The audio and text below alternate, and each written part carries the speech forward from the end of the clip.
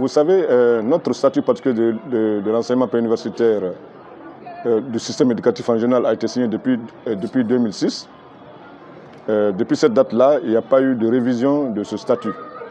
Il y a un article de ce statut qui stipule que à chaque fois qu'il y a inflation, chaque fois que la vie est chère, chaque fois que le coût de la vie est élevé et que l'inflation, n'est-ce pas, a augmenté, donc il faut réajuster, n'est-ce pas, en fonction de cette réalité.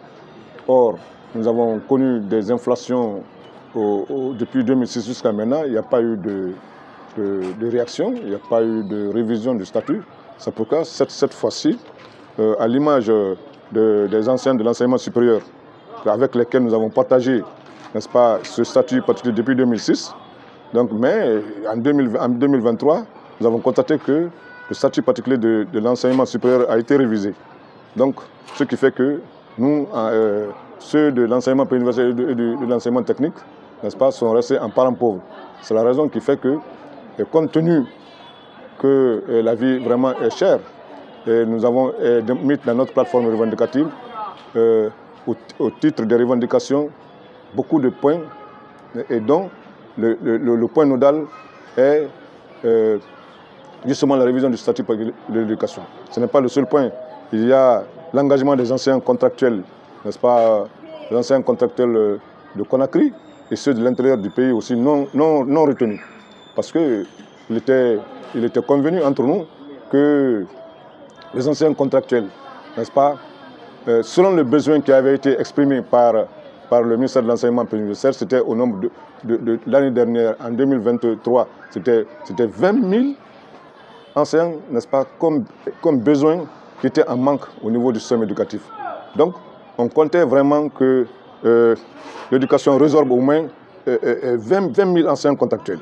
Et cela nous a été effectivement notifié par l'ancien ministre sortant, M. Guillaume, avec lequel nous avons eu à négocier, et qui aussi a eu à négocier avec le ministre du Budget, n'est-ce pas, d'antan, pour que ces 20 000 enseignants contractuels-là soient effectivement engagés à la fonction publique, parce que son DAF avait travaillé avec le ministre du Budget pour qu'un salaire, n'est-ce pas, en adéquation avec justement le budget, soit mis de côté. Donc on a été rassuré que, en tout cas, les 20 000 devaient être pris, parce que l'assurance avait été donnée par le ministère du Budget, au point de vue prise en charge. Donc, à notre grand étonnement, le protocole additionnel qui a été signé, n'est-ce pas, a fait en sorte que sur les 18 000 enseignants contractuels qui étaient sur la liste officiellement, n'est-ce pas, après épuration, 14 000 avaient été retenus. Hein? Donc, des 14 000, il n'y a que 10 000 environ aussi qui ont été admis. Bon. Or, le besoin est criard à tous les niveaux. L'esprit de la négociation, c'était quoi?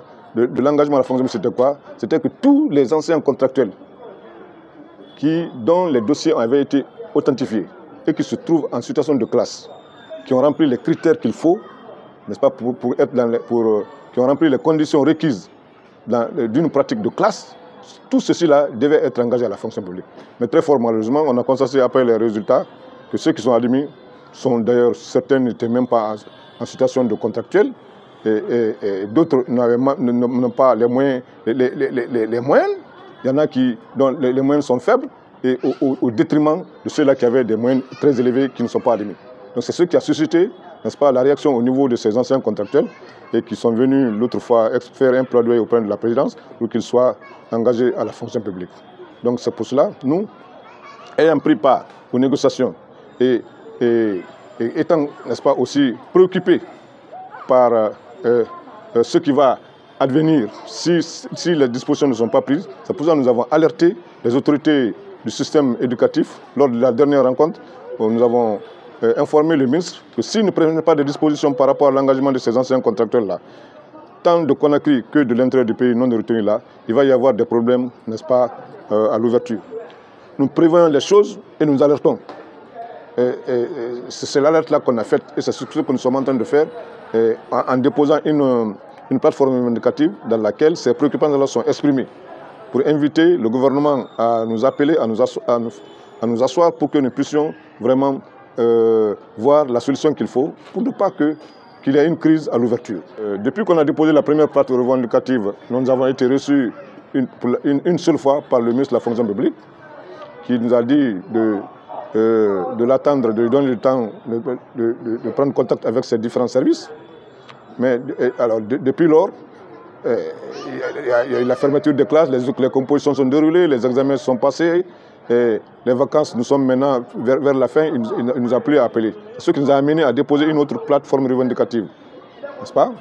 Qui, lorsqu'elle a été déposée, monsieur le président du Conseil national du dialogue social, n'est-ce pas, nous a appelés, parce qu'on l'a mis en copie, il nous a appelés, on a discuté avec les deux parties, les anciens contracteurs de Conakry non engagés et ceux de l'intérieur du pays non retenus. On a rencontré le président du Conseil national du dialogue social, n'est-ce pas, avec lequel nous avons eu des échanges sur la question. Et il a demandé à ce que ces deux entités-là, les anciens contracteurs de Conakry et ceux non retenus, fassent des mémos, n'est-ce pas, à son attention. Donc ceci, on fait le mémo, n'est-ce pas, qui ont déposé à mon niveau, que j'ai transmis hier, n'est-ce pas, au président du Conseil du dialogue social, qui va examiner et puis saisir qui de droit, c'est-à-dire les autorités compétentes pour que, je crois, les négociations soient ouvertes sur ces questions-là.